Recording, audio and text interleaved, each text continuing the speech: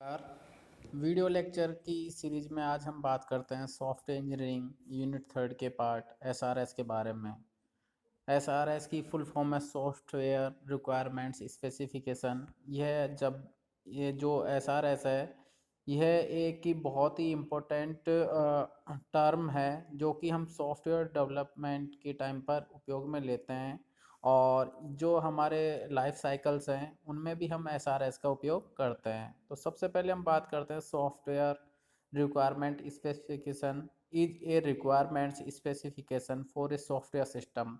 SRS है वो हम किसी भी सॉफ्टवेयर सिस्टम के लिए एक नेसेसरी रिक्वायरमेंट होती है। It is a complete description of the behaviour of a system to be developed. कह सकते हैं कि यह हमारा जो भी हम सॉफ्टवेयर डेवलप करने जा रहे हैं उसका एक पूरी तरह से एक डिस्क्रिप्शन होता है जो कि हम वहाँ सॉफ्टवेयर को डेवलप करते समय उपयोग में ले रहे हैं। इसके बाद हम बात करते हैं कि भाई हमारा जो एसआरएस है उसमें हम जो भी डॉक्यूमेंट्स का यूज कर रहे हैं तो उनके पीछे हमारा पर्पज क्या है। तो SRS establishes basis of arrangement between the user and the supplier. यदि हम कह सके कि जो हमारे एसआरएस है उसका सबसे मेन पर्पज यही है कि जो भी हमारे पास यूजर है और जो सप्लायर है उन दोनों के बीच का एक ये माध्यम होता है जो उनके बीच में एक एग्रीमेंट तैयार करता है। Users needs have to be satisfied but a user may not understand software. ये हम भी जानते हैं कि जब भी हमारा कोई सॉफ्टवेयर हम डेवलप कर रहे हैं तो वहाँ यूजर है वो अपने आप में सेटिस्फाई होना चाहिए, लेकिन वह हमारे किसी भी सॉफ्टवेयर के बारे में नहीं जानता है। Developers will develop the system but may not know about problem domain. जो हमारा डेवलपर है वो वहाँ पर हमारा सॉफ्टवेयर है उसको डेवलप करेगा, लेकिन वह पूरी तरह से जो भी हमारा डोमेन की प्रॉब्लम है उसके बारे में नहीं जानता है। तो SRS is the medium to bridge the communication gap and specify user needs in a manner both can understand. जो ऐसा SRS है वो हमारा डोमेन है और जो हमारा यूजर है उसके बीच में एक कड़ी की तरह कार्य करता है जो उन दोनों के बीच में कम्युनिकेशन करने के लिए उपयोग में लिया जाता है। और साथ ही साथ उन दोनों की जो भी ज़रूरत है उनको आपस में समझाने के लिए भी उपयोग में लिया जाता है। साथ ही साथ helps user understand his needs. जो हमारा इसमें यूजर है उसकी सहायता करता है उसकी आवश्यकताओं को समझने के लिए। Users do not always no there needs. कई बार यूजर्स उसकी जो सारी तरह की समस्याएं होती है आवश्यकताएं होती है उनके बारे में नहीं जानता है। Must analyse and understand the potential. कई बार ये हमारी क्या है कि जो भी प्रॉब्लम्स होती है उनके पोटेंशियल को एनालाइज नहीं कर पाता है। The requirement process helps clarify needs. जो रिक्वायरमेंट प्रोसेस है जो हमारी यूजर्स की आवश्यकता है उनको वहाँ पर क्लेरिफाई करने के लिए उपयोग में आता है। SRS provides a reference for validation of the final product. जो SRS है उसकी सहायता से हम जो भी हमारा फाइनल रिजल्ट प्राप्त होगा या सिस्टम तैयार होगा उसको वैलिडेशन करने के लिए उपयोग में लेते हैं। इसमें हम clear understanding about what is expected validation software satisfy the SRS। इसमें हमारा ये पूरी तरह से क्लियर रहता है कि हमारा जो यूजर है उसकी क्या एक्सपेक्टेशंस हैं। साथ ही साथ जब भी हमारा सॉफ्टवेयर है वो तैयार हो रहा है तो उसकी क्या क्या वैलिडेशंस हैं ये भी हमारी उसमें तैयार करने के लिए SRS का उपयोग करते हैं। High quality SRS essential for high quality software. इसमें हमारा requirement errors get manifested in final software. To satisfy the quality objective must begin with high quality SRS। जो हमारा सॉफ्टवेयर हम तैयार कर रहे हैं वो हमारा हाई क्वालिटी जो सिस्टम रिक्वायरमेंट स्पेसिफिकेशन है उसके ऊपर काफ़ी हद तक निर्भर करता है। साथ ही साथ इसमें हमारा जो यूजर है उससे यही हमारा मेन ऑब्जेक्टिव रहता है कि हम उससे हाई क्वालिटी की वहाँ से उसकी जो भी नीड्स हैं उनके बारे में अप्रोच कर सकें। Requirements defects cause later problems. 25% of all defects in one study, 54 of all defects found after user testing। जब भी हम रिक्वायरमेंट्स के हिसाब से वर्क करते हैं और जब भी हमारी प्रॉब्लम्स क्रिएट होती है, तो हम ये जनरली देखते हैं कि जो भी हमारे पास डिफेक्ट्स है या प्रॉब्लम्स क्रिएट होती है, तो उनमें से ज़्यादातर 25% प्रॉब्लम्स हैं हमारी, वो हम एक साइड से स्टडी करते हैं तब हमारी क्रिएट होती है। लेकिन हमारी जो 54% प्रॉब्लम्स हैं वो हमें टेस्टिंग करने पर पता चलती है। Defects often found in previously approved SRS, जो भी हमारे पास डिफेक्ट्स पाई जाती है उनको हम एसआरएस के द्वारा अप्रूव्ड करते हैं और उनको चेक करते हैं। Good SRS reduces the development cost, जो भी हमारा एक अच्छा कह सकते हैं कि एसआरएस है, उसकी ये भी एक हमारी विशेषता होती है कि उसकी सहायता से हम हमारी जो भी डेवलपमेंट की या सॉफ्टवेयर की कॉस्ट है उसको भी हम रिड्यूज कर सकते हैं। साथ ही साथ SRS errors are expensive to fix later, जो एसआरएस में हमारी जो भी प्रॉब्लम्स हैं, एरर्स हैं, उनको हमें ज़्यादा हद तक उनको दूर करने के लिए बहुत ही हमारे सॉफ्टवेयर को हम महंगा नहीं कर सकते हैं। Requirement changes can cost a lot up to 40%, यदि हमारे किसी भी रिक्वायरमेंट्स में हम चेंजेस करना चाहते हैं तो जो भी हमारा सॉफ्टवेयर है उसकी कॉस्ट को हम मैक्सिमम 40% तक ही उसकी कॉस्ट को हम इंक्रीज कर सकते हैं। Good SRS can minimize changes and errors, जो भी हमारा बहुत अच्छा एक एसआरएस होगा तो उसकी यह भी विशेषता होती है कि उसमें हम बहुत ही कम चेंजेस करते हैं और उसमें हमारी गलतियां होने की संभावनाएं भी काफ़ी कम होती है।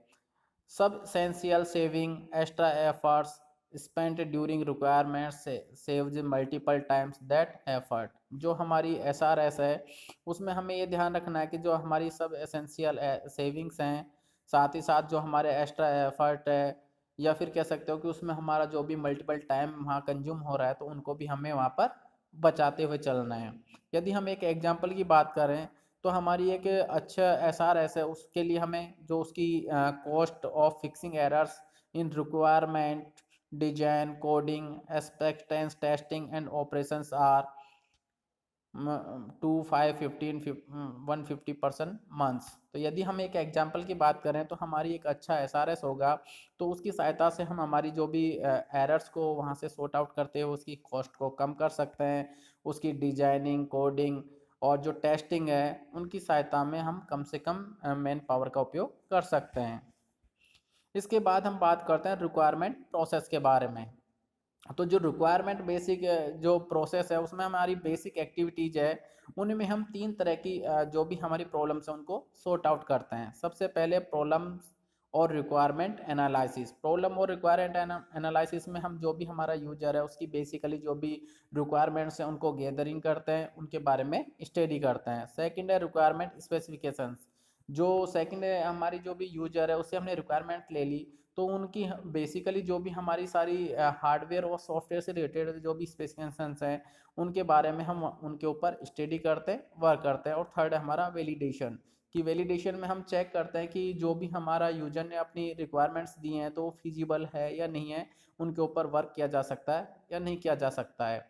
Analysis involve elicitation and is the hardest, तो जो हमारी इसमें एनालिसिस करते हैं हम बेसिक जो रिक्वायरमेंट प्रोसेस है तो उनमें हम ये भी देखते हैं कि हमारा जो मेथड है वो अपने आप में बहुत हार्ड नहीं होना चाहिए। इसी में हमारा है process is not linear it is iterative and parallel, जो हमारा प्रोसेस है एसआरएस का वो लीनियर नहीं होना चाहिए, ये हमारा यानी कि इटरेटिव और पैरेलल होना चाहिए। सेकंड हमारा overlap between phases, some parts में बी एनालाइज्ड एंड स्पेसिफाइड, जो हमारे इसमें हम फेजेज को यूज कर रहे हैं वो आपस में एक दूसरे पे ओवरलैप नहीं होनी चाहिए, इनको हम वहाँ पे क्लियरली स्पेसिफाई और एनालाइज करते हुए वर्क करना है। स्पेसिफिकेशंस इटसेल्फ में हेल्प एनालिसिस, जो हमारी इसकी स्पेसिफिकेशंस है वो अपने आप में इसको एनालिसिस करने में महत्वपूर्ण होती है। Validation can show gap that can lead to further analysis and specifications, तो इसमें हमारा ये देखना हमें वैलिडेशंस में कि जो भी हम इसमें हमारी जो विभिन्न प्रकार की गैप्स रख रहे हैं तो वो उनकी स्पेसिफिकेशन से मैच करते हैं या नहीं कर रहे हैं। जैसे कि यहाँ आपकी स्क्रीन के ऊपर एक बेसिक डायग्राम बना हुआ है, एनालिसिस, स्पेसिफिकेशंस एंड वैलिडेशंस, जो कि हमारी एक रिक्वायरमेंट्स की बेसिक नीड को वहाँ कंप्लीट करते हैं। तो जो भी हमारी यहाँ सबसे पहले एनालिसिस वाला प्रोसेस है, इसमें हमारा जो भी यूजर होगा उसकी बेसिकली जो भी नीड्स होगी उनको हम वहाँ पर जानते हैं। फिर उनकी जो भी स्पेसिफिकेशंस हैं जो कि हार्डवेयर और सॉफ्टवेयर से रिलेटेड होती है उनके ऊपर हम वर्क करते हैं, और फिर वैलिडेशंस में उनको हम चेक करते हैं कि वो फिजिबल है या नहीं है। Divided and conquer is the basic strategy. Decompose into small parts, understand each part and relation between parts. इसमें हम जो भी हमारी वैलिडेशंस हैं तो उनमें ये चेक करते हैं कि हमारे जो भी बड़ी प्रॉब्लम्स हैं उनको हम स्मॉल पार्ट्स में डिवाइड करते हैं, जिससे कि उनको हम आसानी से अंडरस्टैंड कर सकें, साथ ही साथ उनके जो भी विभिन्न प्रकार के पार्ट्स हैं उनके बीच में रिलेशनशिप को इस्टेब्लिश कर सकें। Large volumes of information is generated, organizing them is a key. जो हमारे इसमें बहुत बड़ी सूचना है उनको हम किसी भी इंफॉर्मेशंस को एक जगह पर स्टोर करते हैं, जिसके लिए हम पर्टिकुलर किसी भी की को डिफाइन करते हैं। Techniques like data flow diagram, object diagram used in the analysis, जो भी हमारी इसमें टेक्निक्स है जिनको कि हम वहाँ पर सॉफ्टवेयर डेवलपमेंट के लिए उपयोग में ले रहे हैं, जैसे कि हमारा उसमें हो गया फ्लो डायग्राम हो गया या फिर हमारा ऑब्जेक्ट डायग्राम हो गया, उनको हम एनालिसिस वाली फेज के ऊपर वर्क में लेते हैं। इसके बाद हम बात करते हैं प्रॉब्लम एनालिसिस के बारे में। तो एनालिसिस प्रॉब्लम होती है तो इसमें मुख्य इसका उद्देश्य यही होता है तो to gain an understanding of the needs, requirements and constraints on the software. तो जब भी हमारी कोई भी प्रॉब्लम के बारे में हम एनालिसिस करते हैं तो सबसे पहले हमारा यही मेन मुख्य उद्देश्य रहता है कि हम जो भी हमारी वर्क कर रहे हैं सॉफ्टवेयर के ऊपर उसकी बेसिकली क्या नीड है, क्या रिक्वायरमेंट्स हैं, और उसके लिए हमें कौन कौन से कंस्ट्रेंट्स चाहिए, इसके लिए हमें ध्यान में रखते हुए वर्क करना है। Analysis involve interviewing client and users, इसमें हम जो भी हमारा क्लाइंट है और यूजर है उनको आपस में बिठाकर उनके बारे में स्टडी करते हैं। रीडिंग मैनुअल्स, जो भी उनके द्वारा मैनुअल दिया गया है उसके बारे में स्टडी करते हैं, पढ़ते हैं। स्टडिंग करंट सिस्टम्स, जो भी हम प्रेजेंट में जो सिस्टम्स को यूज ले रहे हैं उनके हार्डवेयर्स हैं, सॉफ्टवेयर्स हैं, उनके बारे में भी स्टडी करते हैं। Helping client users understand new possibilities, जो भी हमारे क्लाइंट या फिर यूजर है उसकी जो भी संभावित संभावनाएं हैं उनके ऊपर हम स्टडी करते हैं, उनके बारे में उनसे जानते हैं। लाइक बिकमिंग ए कंसल्टेंट, जो कि हम एक तरीके से उनको कंसल्टेंट की तरफ वहाँ पर बिहेव करते हैं। साथ ही साथ must understand the working of the organization, client and user, इसमें हम जो भी हमारा यूजर है उससे एक ऑर्गेनाइजेशन या फिर क्लाइंट के तौर पर भी वहाँ पर डिस्कशन करते हैं। लेकिन साथ ही साथ हमारा इसमें प्रॉब्लम एनालिसिस में कुछ इशू भी होते हैं, जैसे कि ऑब्टेनिंग द नेसेसरी इन्फॉर्मेशन। इसमें हम सबसे पहले जो भी हमारा यूजर है उससे नेसेसरी सॉफ्टवेयर से रिलेटेड इन्फॉर्मेशन को गैदरिंग करते हैं। Information organization as large amount of information gets collected, उससे हम जितनी भी उसकी ऑर्गेनाइजेशन से रिलेटेड ज़्यादा से ज़्यादा इंफॉर्मेशन है उनको इकट्ठी करते हैं। इंश्योरिंग कंप्लीटनेस, उनको हम पूरी तरह से इंश्योर होते हैं कि हाँ जो भी हमारे द्वारा डेटा किया गया है वो बिल्कुल सही है। कंसिस्टेंसी, जो भी डेटा है वो कंसिस्टेंसी है। और अवॉइडिंग इंटरनल डिजाइन, और साथ ही साथ हम इसमें क्या करते हैं कि जो भी हमारा डेटा से रिलेटेड जो इंटरनल डिजाइनिंग होती है उनको हम दूर कर देते हैं। तो इस तरह से अभी इस लेक्चर में हमने यही देखा कि हमारी SRS है, सॉफ्टवेयर रिक्वायरमेंट स्पेसिफिकेशंस हैं। तो जब भी हम किसी भी सॉफ्टवेयर डेवलपमेंट में हम किसी भी सिस्टम को तैयार करते हैं तो उसमें हम SRS में इन चीज़ों का ध्यान रखते हैं। Thank you.